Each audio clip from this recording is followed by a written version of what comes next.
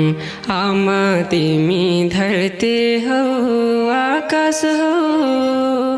धान साँचेर राखेको बाकस हो उमरीमा